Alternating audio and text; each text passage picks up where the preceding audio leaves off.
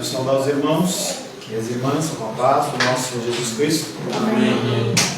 Louvamos a Deus por mais este dia na presença dEle. Louvamos a Deus por esse mês de novembro que se foi.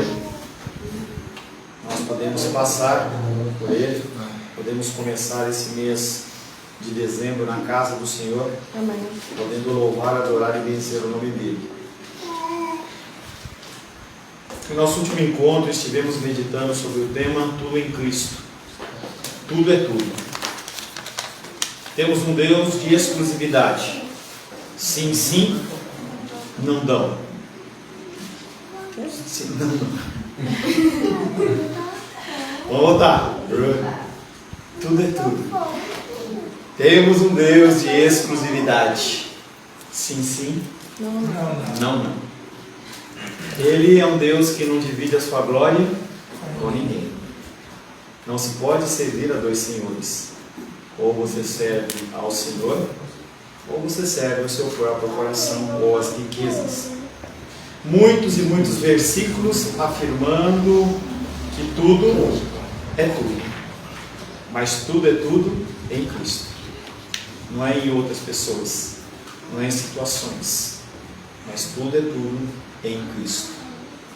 O autor da vida e criador de todas as coisas terá toda a criação convergindo nele.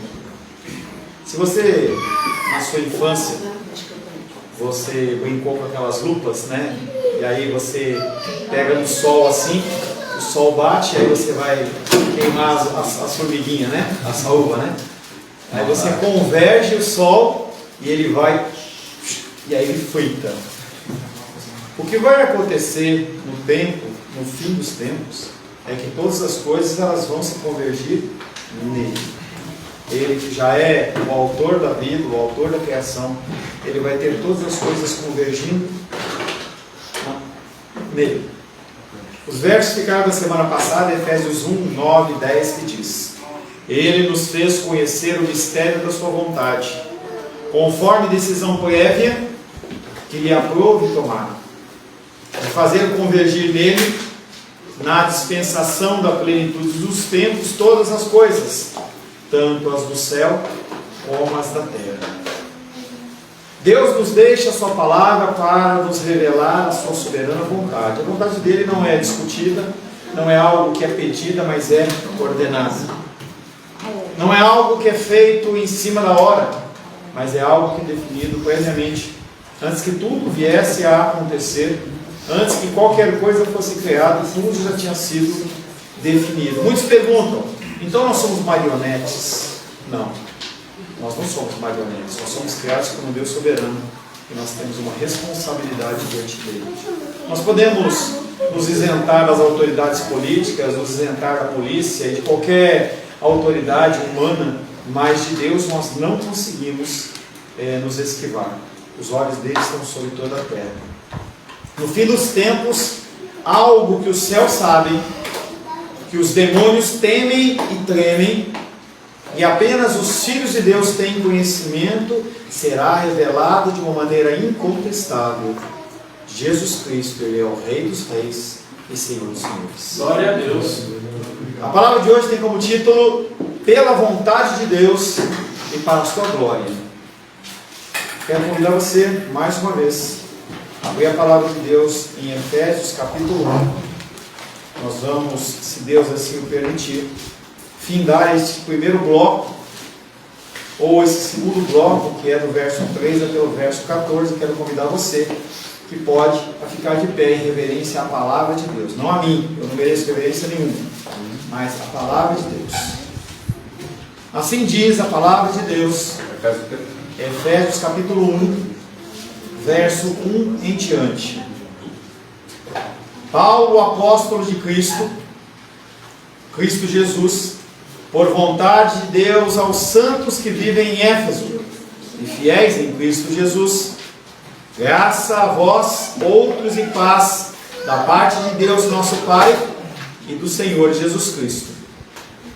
Bendito Deus e Pai do nosso Senhor Jesus Cristo, que nos tem abençoado com toda sorte de bênção espiritual nas regiões celestiais em Cristo, assim como nos escolheu nele antes da fundação do mundo, para sermos santos e irrepreensíveis perante ele, e em amor nos predestinou para ele, para a adoção de filhos, por meio de Jesus Cristo, segundo o beneplácito da sua vontade, para louvor da glória da sua graça, que ele nos concedeu gratuitamente no amado, no qual temos a redenção pelo seu sangue, a remissão dos pecados segundo a riqueza da sua graça, que Deus derramou abundantemente sobre nós, em toda sabedoria e prudência, desvendando-nos o mistério da sua vontade, segundo o seu beneplácito, que propusera em Cristo, de fazer convergir nele, na dispensação da plenitude dos tempos, todas as coisas, tanto as do céu como as da terra. Nele digo, no qual fomos também feitos herança, predestinados segundo o propósito daquele que faz todas as coisas conforme o conselho da sua vontade, a fim de sermos, para louvor da sua glória, nós os que de antemão esperamos em Cristo, em quem também vós, depois que ouvistes a palavra da verdade, o evangelho da vossa salvação, tendo nele também crido, fostes selados com o Espírito Santo da promessa, o qual é o penhor da nossa herança, até ao resgate da sua propriedade, em louvor da sua glória. Palavra do Senhor. Amém? Amém. Senhor, em nome de Jesus, louvamos o teu santo nome. Agradecemos, Pai, porque o Senhor reina e o Senhor é para sempre. Estamos nesta noite reunidos não para ouvir homens, mas para ouvir o Senhor. Abrimos, Pai querido, o nosso coração, abrimos o nosso espírito para o entendimento da tua palavra. Pedimos que o teu Espírito Santo nos ajude. Peço especialmente sobre a minha vida que o Senhor me capacite, Pai, a trazer uma mensagem santa aos nossos corações. Oro em nome de Jesus. Amém. Podem se sentar em nome de Jesus.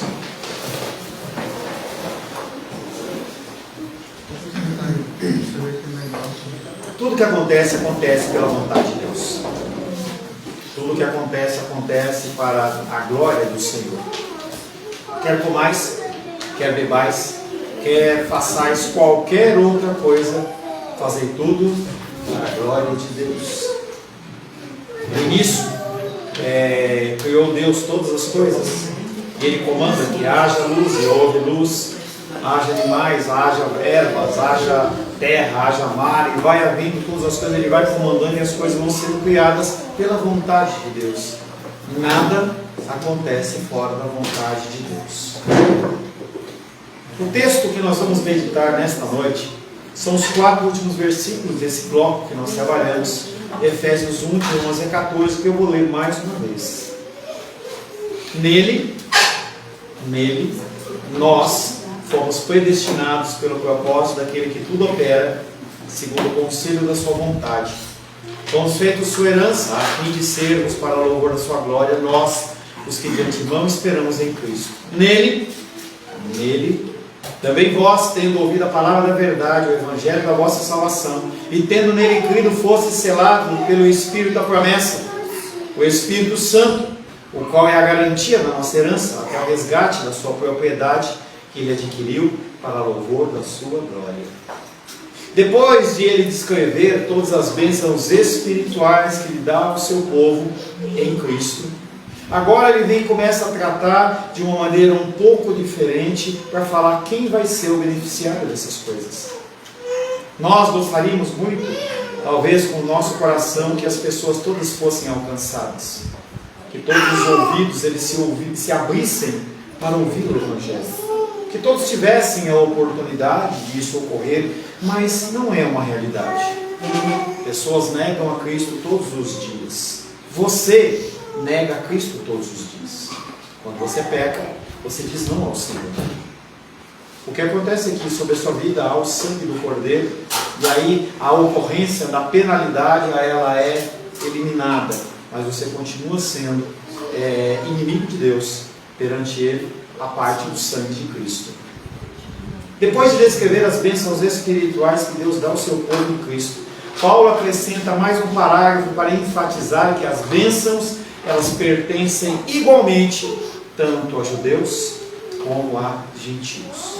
Judeus de nascença, judeus que nasceram em Israel, judeus que são filhos de judeus, e gentios, que são todos os outros que aceitam Cristo durante toda a sua vida, que creio eu, estejamos todos aqui englobados nessa condição.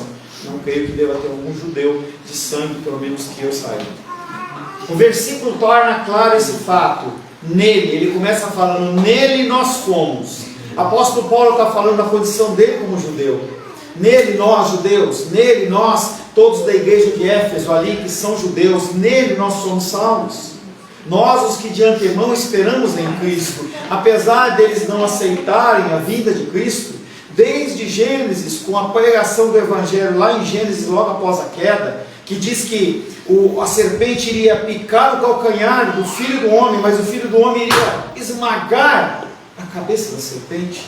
Ali já se está falando de um evangelho primeiro, que é chamado de proto-evangelho. É a preparação do evangelho falando sobre a remissão de pessoas a partir do sacrifício do Altíssimo.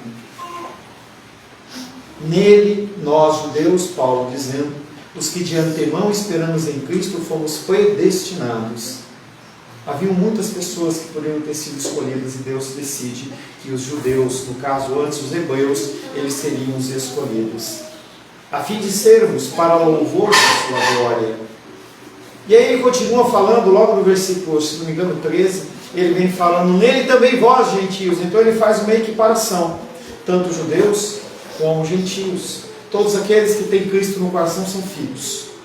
Então você não demanda, como um cidadão romano, que você precisava ou nascer de alguém, ou você comprar a sua filiação romana. Não, você simplesmente pelo sacrifício de Cristo, você é alcançado. É algo que nós temos falado com muita frequência, mas é a base do nosso cristianismo. E muitas vezes nós esquecemos. Nós esquecemos que não há mais diferença. Nós todos somos iguais, junto com Cristo, semelhantes.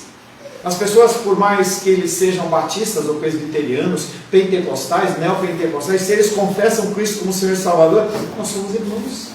E tem muitas pessoas que olham e falam, não, eles são primos, eles não são irmãos porque eles não batizam dessa maneira, ou eles não usam gravata, ou eles usam gola clerical, ou a mulher usa maquiagem, não usa maquiagem, e as pessoas elas ficam procurando diferenciação que Deus fala que não existe mais, porque Ele assim determinou.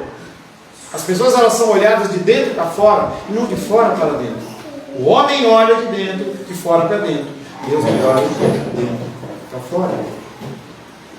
O apóstolo muda do pronome nós, ele mesmo com os demais crentes judeus, para também vós, seus leitores gentios, e para a nossa herança, na qual tanto eles como nós temos a mesma herança. Ele está dando uma amostra prévia do tema da reconciliação, que nós vamos ver lá em Efésios capítulo 2. Ele vai mostrar a condição da reconciliação. Se você já leu o Antigo Testamento e você viu que houve a separação das 12 tribos, as 10 tribos do norte e as 2 tribos do sul, o Senhor na sua palavra ele já profetiza que haverá um momento em que essas tribos elas vão voltar a se unir para ser o povo deles, era o Senhor. E nós falamos bastante isso pela manhã. Se você assistiu, você viu falar bastante sobre essa condição de que os recursos financeiros, a sua confiança tem que ser no Senhor. As grandes alegrias que nós temos na vida, elas não são porque nós compramos um carro, uma casa, ou compramos qualquer bem, e sim vem de relacionamentos, da nossa intimidade com os nossos amigos, com os nossos parentes e com o nosso Senhor. É esses momentos que marcam as nossas vidas. O apóstolo Paulo está dando essa amostra prévia que nós vamos ver na segunda parte do capítulo 2. Porém, com a repetição de nele e em quem, nos versos 11 e 13, ele enfatiza que é Cristo quem faz a reconciliação. Ele não só é o centro de todas as coisas. Ele não é somente aquele que todas as coisas vão convergir, mas ele é aquele que vai atrair. É a voz do bom pastor que atrai as pessoas. Não é a minha voz. Não é a sua voz. Quando as pessoas ouvirem você falar, e as pessoas ouvirem a voz do bom pastor, elas vão seguir. Mas enquanto forem vozes de homens, eles não vão seguir. E se você está na igreja porque você está ouvindo a minha voz, você está no lugar errado. Se você está ouvindo a voz de Deus através de mim, aí é o local certo. Porque nós temos que estar sempre ligados para nós ouvirmos a voz de Deus. O apóstolo Paulo, a partir daí, ele compartilha conosco 3 grandes verdades sobre o povo de Deus, que é o nosso objetivo nesta noite. A primeira grande verdade nesses 4 versículos que nós lemos é: o povo de Deus é a propriedade de Deus. Você não é seu. Quando você confessa Jesus como seu Senhor e Salvador, você passa a escritura da sua vida para Ele. Não é mais a sua vontade, não é mais o seu querer, é a vontade dEle, é o querer dEle. O Espírito. O apóstolo emprega 2 expressões cujo uso no Antigo Testamento sugere fortemente esse significado de propriedade, e nesses versículos ele fala sobre a condição de nós darmos ou recebermos uma herança. Mas que herança é essa? Que herança é essa que é maior do que os meus benefícios em vida? Que herança é essa que faz com que eu abra mão dos meus prazeres aqui na terra, as minhas alegrias na terra, para escolher uma alegria maior? Porque nós trabalhamos nesse sistema de comparação. Se você vai comprar um carro, e você tem um carro e quer trocar de carro, normalmente a pessoa quer comprar um carro melhor. Se a pessoa mostrar a você um carro pior, você não quer. Então, o Senhor ele tem que apresentar a nós uma herança que ela seja mais preciosa e mais valiosa do que o que eu vivo hoje na terra. O que é essa herança? Em Cristo recebemos a nossa participação na herança. Deus nos tomou para sermos dele mesmo e fomos escolhidos como porção de Deus. Salmos 16:5. Salmos 16:5. Diz assim: o Senhor é a porção da minha herança e o meu cálice. Tu és o arrimo da minha sorte. O salmista está dizendo que Deus para ele é tudo. Deuteronômio 18:18.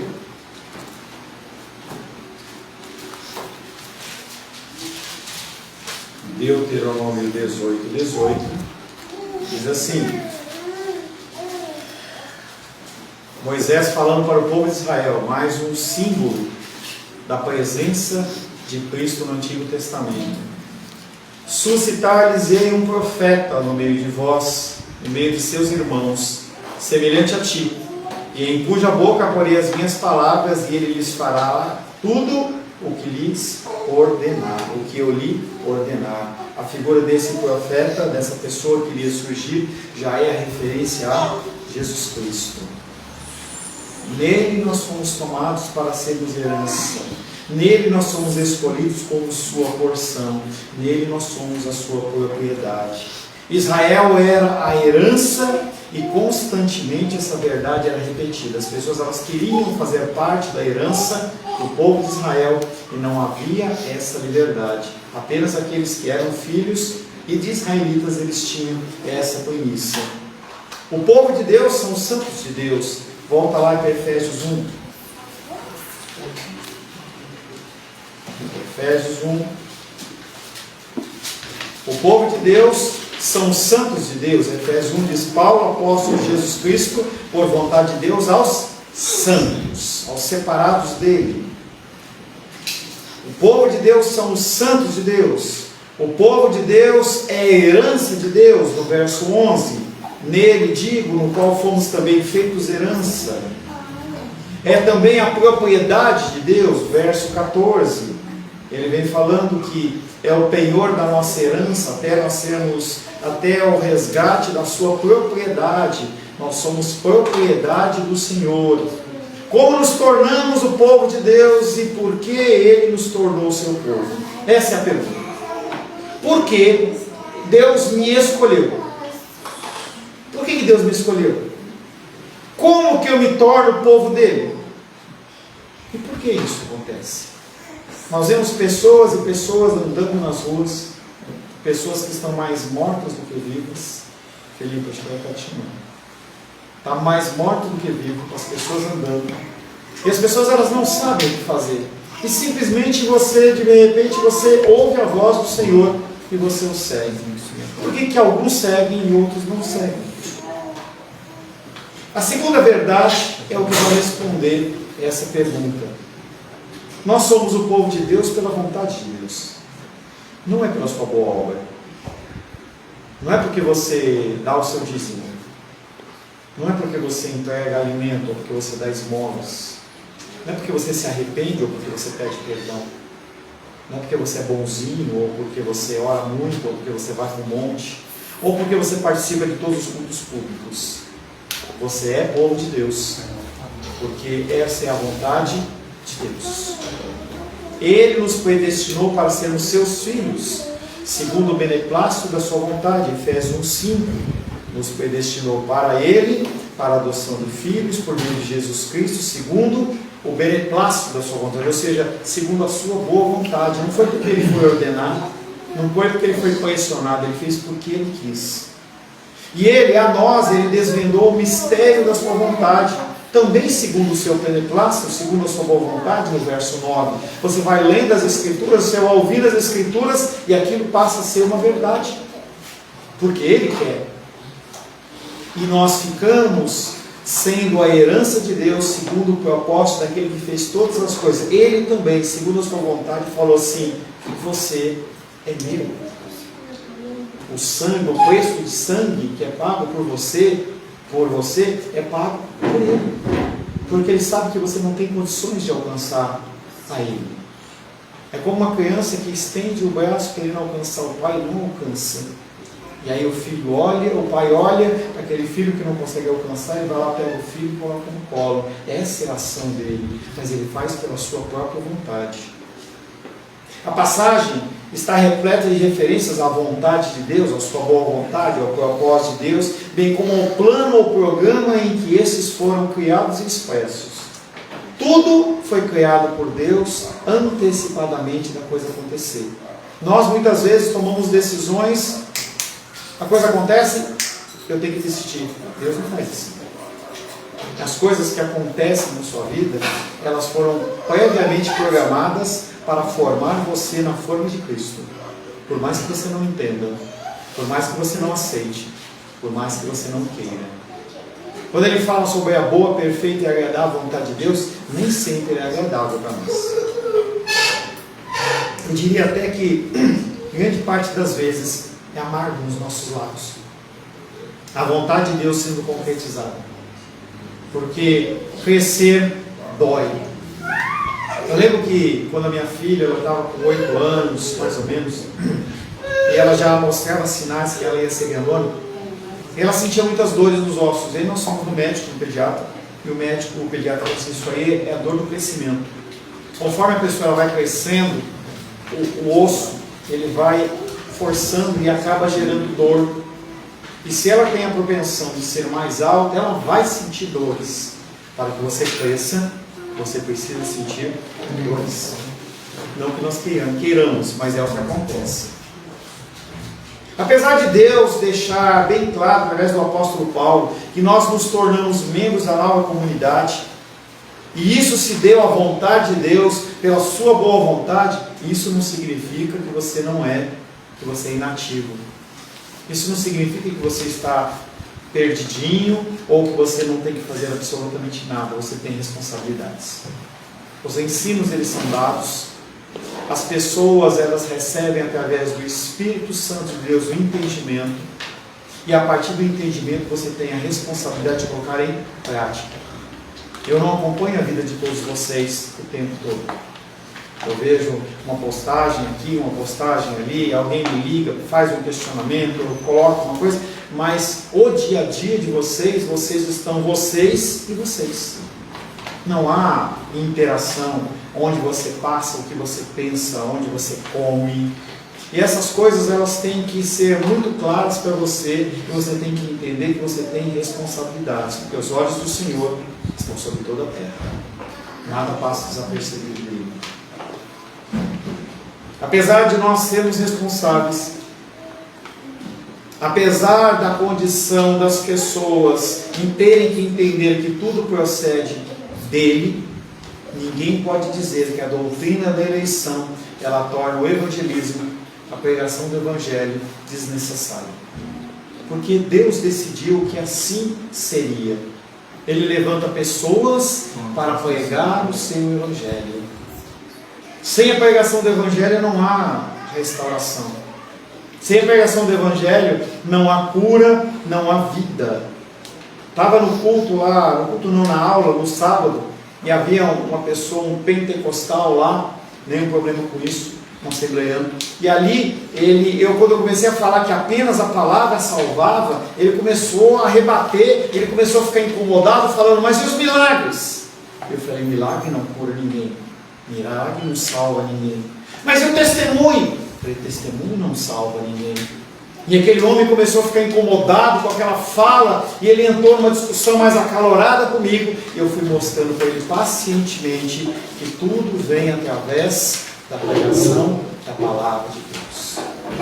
Não há vida à parte da palavra de Deus. Como cairão as pessoas se não há quem pregue? Como que vai haver uma condição de uma pessoa aceitar a verdade do Evangelho se você que tem o Evangelho não fala? Se Deus ele direciona pessoas para você em todos os âmbitos e você acha que aquela situação é uma coincidência. Nada é uma coincidência. Tudo é programado pelo Senhor para que você possa dar testemunho dele através da pregação da palavra de Deus. Paulo indica a sua convicção de que todos aqueles que estão em Cristo, sejam gentios, sejam judeus, a parte de Cristo não são filhos, são criaturas. Mas aqueles que têm o sangue do Cordeiro são propriedade exclusiva de Deus, sacerdócio real, pessoas de Deus, que não podem sair mais do controle deles, são dele. O povo de Deus são os santos de Deus. É a herança de Deus, é a propriedade de Deus. Ele nos predestinou para sermos seus filhos, segundo o beneplácito da sua vontade. Desvendou o seu mistério, segundo também a sua boa vontade. E nós vemos grandes passagens realmente sinalizando a condição de que nós precisamos de Cristo. Aquele que converge tudo, nele nós precisamos de Cristo. Nós precisamos falar desse amor. É somente por causa da vontade graciosa de Deus para salvar que a evangelização tem qualquer esperança de sucesso e fé, porque nós somos seres humanos falíveis, incapazes de demonstrar o amor de Deus, porque nós somos egoístas em essência. Nós somos maus em essência. Quando Adão e Eva comem do fruto do bem e do mal, o homem ele passa para ser de uma pessoa criada à imagem e semelhança de Deus, para com uma imagem e semelhança mais turbada, embaçada. Está lá ainda, mas ainda agora já tem mais confusão. E nós procuramos apenas as nossas necessidades e a nossa vontade. A certeza de que Deus está sim ativo na nossa vida, na vida do seu povo, é dada pelo Espírito Santo. O Espírito da promessa, aquele que é o selo, aquele que é a garantia da minha salvação. Ele é fiel e justo para guardar o meu depósito, a minha confissão até o dia do Senhor. Você tropeça, cai, mas você cai no caminho. Você não cai fora do caminho. Quando você levanta no caminho.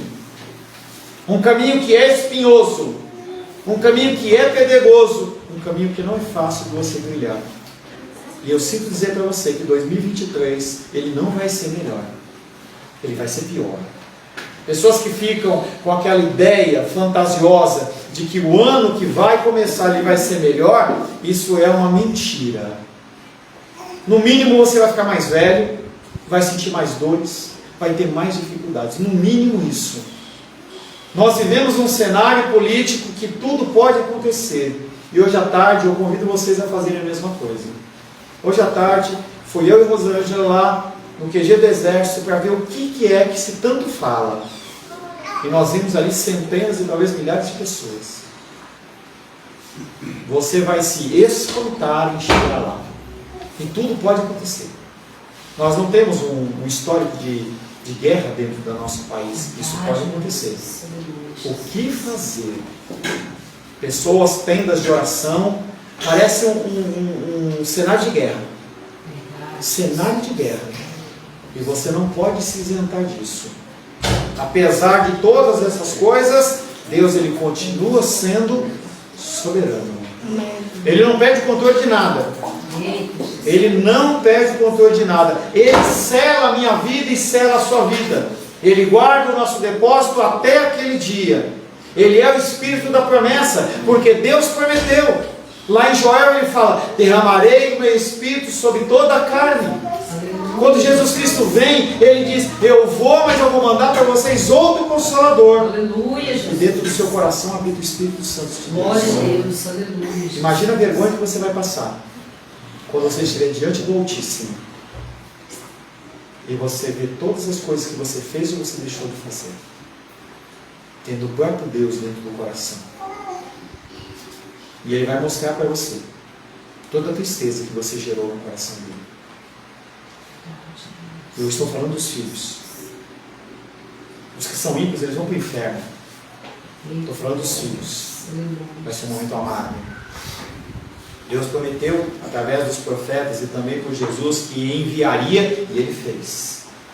No dia de Pentecostes, desce o Espírito Santo sobre os homens, sobre os seres humanos.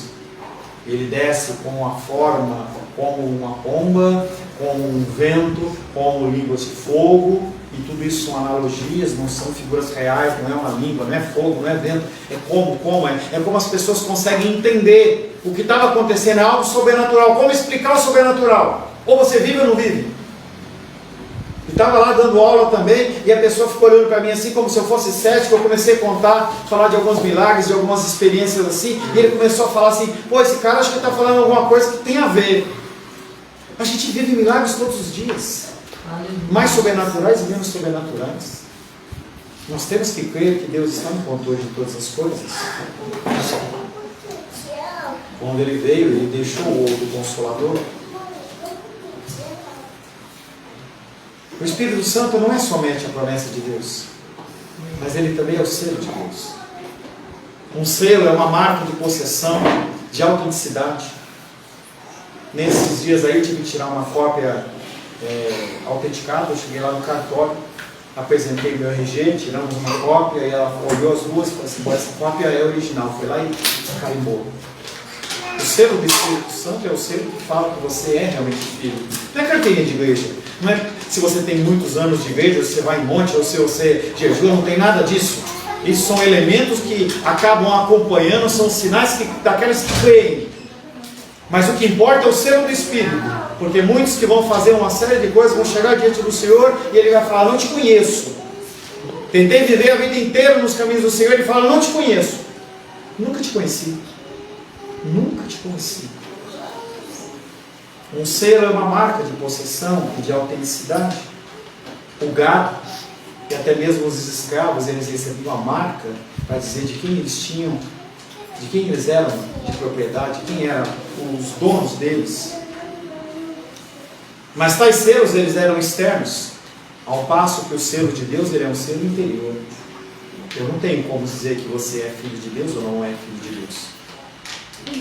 Apesar que você pode atestar coisas, você pode atestar através do seu falar, através do seu agir, que você é filho de Deus. O verdadeiro selo, só Deus vê. Pessoas não sabem. Nós vamos com grande espanto no dia do Senhor encontrar pessoas nos céus que nós reputávamos como perdidas. E pessoas que nós achávamos que eram filhas e filhos de Deus, que vão ser direcionados ao inferno. O inferno, ele é real. Os selos, eles eram externos, ao passo que o de Deus está no coração. Deus coloca o seu Espírito dentro do seu povo a fim de marcá-lo como sua propriedade. O Espírito Santo também é a garantia. Ele também é o penhor. Penhor aqui é empregado como um símbolo de aliança. Quando as pessoas casam, eles colocam no dedo uma aliança. Mas o que define se eu sou casado com Rosângela ou não, não é a minha aliança, ou o que está escrito, porque eu posso simplesmente tirar essa aliança, e nem por isso deixei de ser casado. O Espírito Santo, ele está dentro do nosso coração, ele pode até ser reduzido, ser diminuído, mas ele não sai do coração da pessoa. Esse aqui é só um símbolo. O Espírito Santo também é um símbolo.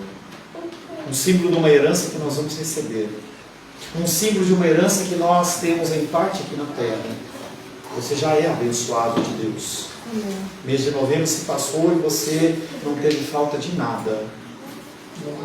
Muitas pessoas no mundo não tiveram vestuário, não tiveram alimentação, não tiveram medicamentos, não tiveram acesso à saúde, não tiveram um teto sobre as suas cabeças, não tiveram direito ao lazer e, em especial, não tiveram o selo da salvação e estão perdidos por aí. Quantas pessoas eu encontro assim? Pessoas que já andaram nos caminhos do Senhor e hoje estão afastados. Não tem mais Deus. Talvez nunca tenham tido. Encontramos uma pessoa ontem que estava testando sobre uma pessoa que era pastor. E aí agora ele apareceu como homossexual. Eu falei assim, ele nunca deixou o homossexualismo. Ele sempre foi, nunca foi cuidado, nunca foi tratado. E as pessoas elas entram nas igrejas e às vezes vão assumindo cargos e vão querendo coisas, fazendo coisas. E eu falo, não, para aí. Não é assim. Primeira coisa, a pessoa tem que ser curada e tratada. Porque se ela não for curada e tratada, ela morre. Se você colocar mais peso sobre a pessoa morre.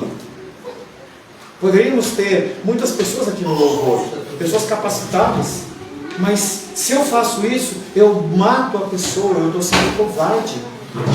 Porque a pessoa tem que ter um mínimo de força e saúde para poder lidar com as opressões e com as dificuldades espirituais que vêm nos ministérios. Nas transações comerciais antigas, esse penhor significava a primeira prestação.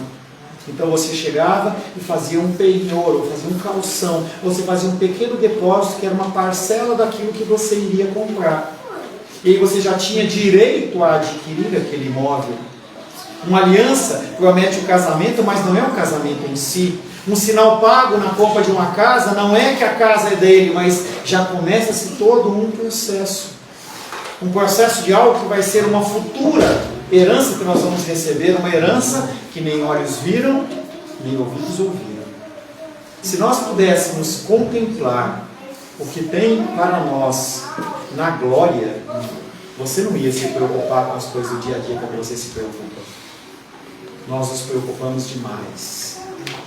Nós olhamos para as coisas como se elas fossem definidoras, se nós somos ou não somos bons pais, bons maridos, se nós somos bons cristãos ou bons patriotas. O que define você é se você tem Cristo ou não tem Cristo.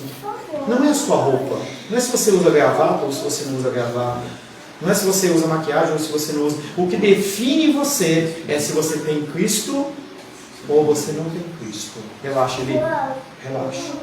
Relaxa. Deixa quieto. O povo de Deus é o povo de Deus pela vontade de Deus. Ele escolheu você. Não foi você que escolheu ele. Você estava cego. Você estava imerso no pecado. Não há possibilidade de você escolher a Deus. Mas por que ele escolheu você? Ao louvor da glória dele. Glória a Deus. Para que os anjos pudessem ver a sua ação em meio a tempos difíceis e falarem, louvado seja o nome do Senhor. Amém. Para que as pessoas pudessem ver o testemunho de vida que você tem e eles pudessem falar, eu quero fazer como ele. Talvez ser ousado como o apóstolo Paulo e falar, sede meus imitadores. Você teria coragem de falar isso para alguém? Sejam meus imitadores. Olhe para o que eu faço e copia. É isso que você tem que fazer. O povo de Deus existe para a glória de Deus. Já vimos anteriormente como Paulo faz menção 3 vezes a respeito do beneplácito ou da sua boa vontade, com palavras semelhantes. O propósito de Deus, o beneplácito, a vontade dele, ele usa várias palavras para expressar que tudo ocorre segundo a sua vontade. Agora devemos ver que também por 3 vezes ele se refere à glória de Deus, que nos destinou para sermos filhos para louvor da sua graça. Versos 5 e 6 ele fala que nós somos escolhidos para a sua glória, para a sua graça. Ele nos fez herança também para o louvor da sua glória. E ele finalmente declara que nós somos propriedade dele para o louvor da sua glória.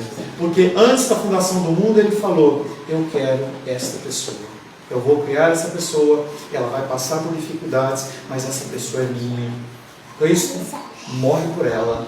E Jesus Cristo nos evangelhos fala assim, Pai, todos os que o Senhor me deste, nenhum deles se perderão, nenhum deles será lançado fora.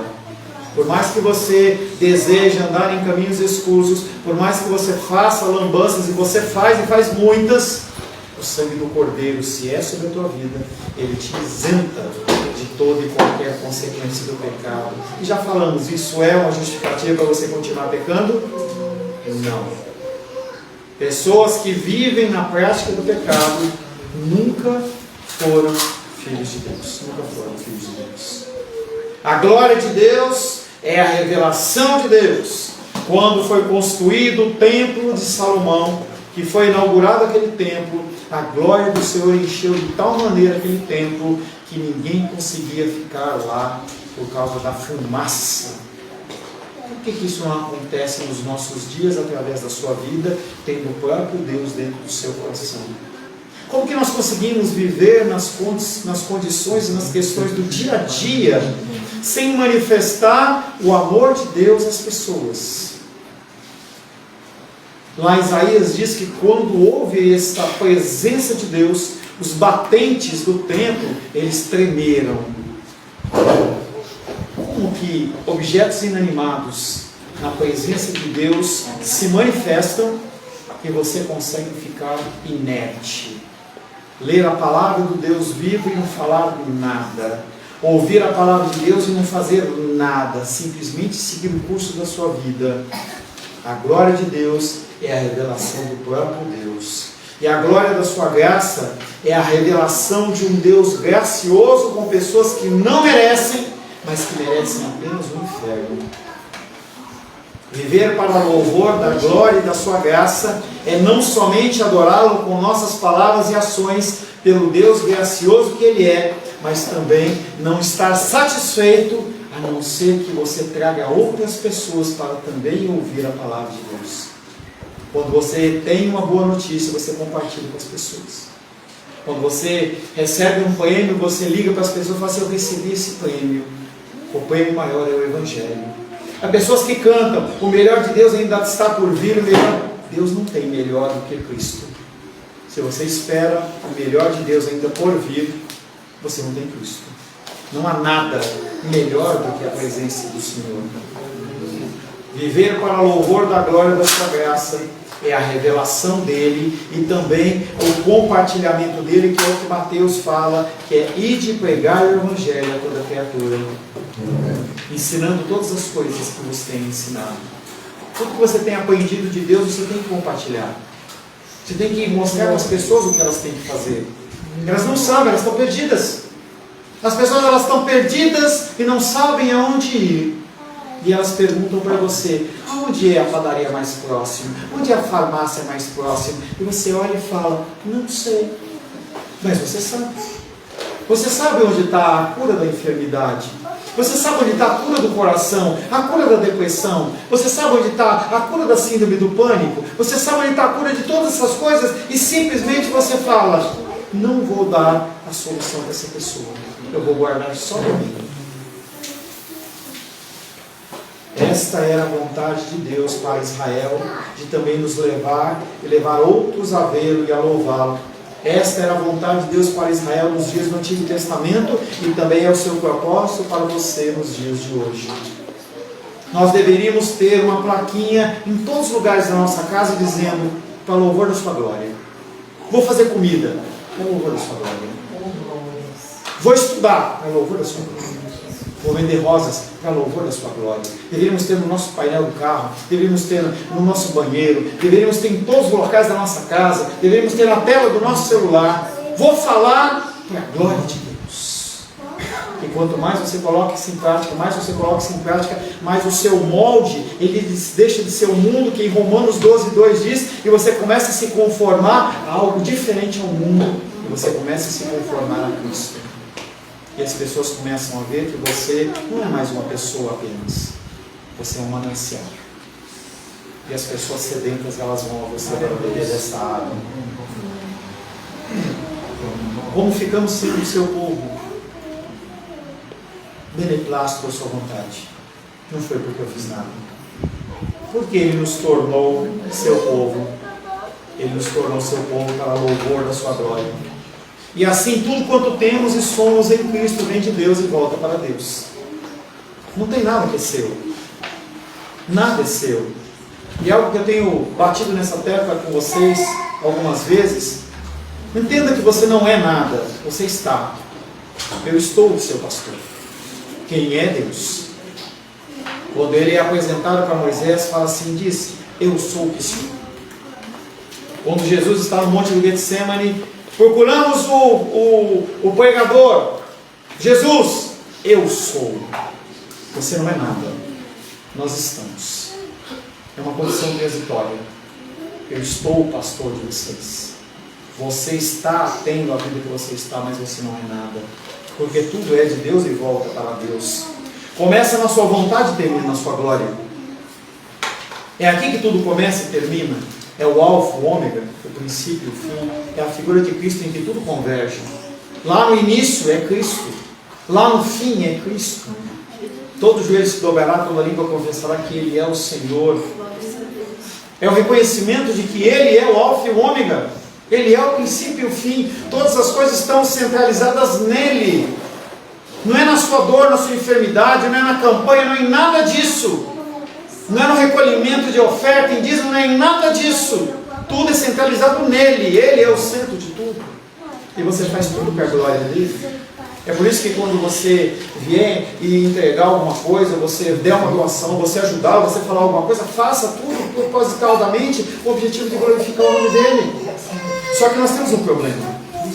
E é um problema muito sério. Essa conversa que eu estou tendo com vocês agora, cristã, é um choque violento com a cultura de hoje. Uma cultura que é centralizada no homem. Uma cultura antropocêntrica, egocêntrica, em que visualiza apenas o meu umbigo e o seu umbigo. E as pessoas oferecem para mim e para você pratos lindos e maravilhosos, mas que levam à morte. E nós, parece que nós nos banqueteamos disso. Eu já usei esse exemplo, mas eu gosto de usar. Lá em Minas, quando eu era pequeno, e aí eu ia para a casa da minha avó, tinha muita mosca lá na fazenda lá. E ela tinha uns pirizinhos que ela colocava, um negócio chamado de neocite. As mosquinhas vinham, comia aquele açuquinha lá e morria. É isso que é oferecido para você. E você tem comido. E você está em estado de morte. Por isso que não tem palavra de vitória, tá? O médico, quando ele chega com você no hospital e você está enfermo, ele não dá tapa nas suas costas. Ele tenta te reavivar e te reanimar e te fazer com que você ressuscite daquele estado. A palavra de Deus, ela tem que levantar você para que você se posicione e você possa crescer em estatura inversa diante do Senhor. Porque se você continuar vivendo como você vive, você vai morrer. Se você está vivo, você tem a oportunidade de dizer sim ao Senhor. Dizer sim ao Senhor, ele transcende um sim na frente da igreja, transcende o ser batizado, transcende eu ter carteirinha de igreja, eu ter qualquer ministério. O sim de Cristo representa uma mudança de vida. Eu não consigo mais fazer o que eu fazia. Não é porque o pastor falou, não é porque os irmãos vão ver, é porque eu não consigo. Isso é nocivo para mim, eu já entendi. Mas o mundo diz que eu tenho que olhar para mim, meu corpo, minhas regras, é a minha vontade, eu tenho que ser feliz, eu tenho que me satisfazer. Nós estamos chegando no Natal e as pessoas elas vão procurar ser felizes, ser felizes, ser felizes, e elas vão se lascar. Vão começar o mês de janeiro lascado financeiramente, vão ver que aquele dinheiro que foi gasto em presentes não teve satisfação nenhuma, porque daqui a pouco é mais um sapato no armário, é mais um presente, mais uma blusa, é mais alguma coisa que está lá, que você nem lembra quando você comprou. Será que se você chegar no seu armário, você consegue identificar a data que você comprou alguma coisa? Eu pessoalmente não consigo. Você compra a coisa, você tem aquela euforia inicial e passa. Com Deus não passa. O amor de Deus não passa. A satisfação em Deus não passa. A paz em Deus não passa. A saúde em Deus não passa. O homem caído, aprisionado no seu próprio ego, tem uma confiança ilimitada no poder da sua própria vontade e um apetite quase insaciável pelo louvor da sua glória pessoal. Ou seja, as pessoas elas acham que elas se bastam. Independente do contexto feminista e machista que nós vemos na sociedade, e eu sempre brinco quando eu estou dando aula, e eu digo que o céu vai ter muito mais mulher do que homem, porque os homens eles são mala e vão sofrer bastante na mão do Senhor. É só pegar o exemplo de Adão. Eu vejo muitas mulheres dizendo: eu não preciso de homem nenhum, sendo que Deus diz que precisa. Da mesma maneira que o homem precisa da mulher, a mulher precisa do homem, porque não é bom que as pessoas estejam sós. Se dois estão andando juntos e um cai e o outro levanta. Essa figura é uma figura que é mostrada em todas as escrituras. Então nós precisamos de outras pessoas. Eu não estou dizendo que necessariamente você tem que casar, não é isso. Estou dizendo que nós precisamos das pessoas. Nós precisamos de convívio. Igreja através da internet, para quem não tem jeito, tudo bem. Mas se não tem, você tem que estar aqui junto. É ouvindo a criança chorando, vai no banheiro e vai, incomoda, e você está prestando atenção. Isso é crescimento espiritual. Você começa a focar, você aprende a focar numa coisa muito maior do que você. Porque lá fora você vai aprender a olhar só para você. Lá fora, os espelhos eles estão por todos os lugares. Lá fora, as selfies de celular mostram o seu rosto o tempo inteiro, todo o tempo. Talvez não mostrem o seu coração.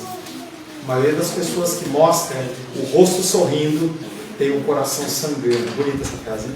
Nossa, nota aí, está bonita. Mas o povo de Deus, pelo menos, já começou a ser virado do avesso. Quando a pessoa conhece o cristianismo, se ela conheceu o cristianismo, ela é virada do avesso. Deus, ele torce você, porque ele quer você conformado a Cristo. A nova sociedade tem novos valores e novos ideais. Dizem que as escrituras elas têm que ser atualizadas e mudadas. Estávamos com um casal esses dias e a pessoa falava assim: a Bíblia ela tem que ser atualizada. Novos tempos. Novos tempos. Entendeu? Esse negócio aí que a Bíblia fala disso, daquilo, não. A gente tem que pensar que a Bíblia foi criada ali no contexto patriarcal machista. Então, as escrituras elas têm que ser avaliadas novamente. Os princípios morais das escrituras nunca vão ser alterados. A palavra de Deus diz que pode passar todas as coisas, mas as palavras do Senhor não passarão. Nem um tio, ele está fazendo referência à menor letra do alfabeto hebraico, que é como se fosse uma aspinha. Nem um tio, que no hebraico é nem iot. Nem um iot, nem uma vírgula vai deixar de se cumprir na palavra de Deus. Não vai ser mudada, não vai ser transformada, ela é sempre atual, seja há 600 anos atrás, há 1000 anos atrás, há quanto quer tempos atrás, ela continua sendo verdadeira. A verdade que fica para você nesta noite é: você sendo o povo de Deus, você tendo o sangue de Cristo sobre a sua cabeça, você é possessão de Deus. Você é dele. E você é dele pela vontade dele. E você é dele pela vontade dele, para a glória dele. Amém, queridos? Senhor, em nome de Jesus, louvamos o teu nome, porque a tua palavra é bendita. Louvamos o teu nome porque o Senhor é gracioso. Louvamos o teu nome, Senhor, porque o Senhor é maravilhoso. O Senhor não nos abandona. Queremos pedir, Pai querido, cada vez mais o Senhor nos guie, nos oriente, nos abençoe, nos dê direção, para que nós possamos, Pai, ser encontrados naquele dia como filhos e filhas amados em quem o Senhor se alegra e tem prazer. Enquanto vivemos nessa terra, clamamos que o teu Espírito Santo nos convença do pecado, da justiça e do juízo, que nós não nos conformemos com o mundo, mas conformemos com a tua santa e bendita cruz. Louvamos, adoramos e bendizemos, graças ao nosso bom, querido e amado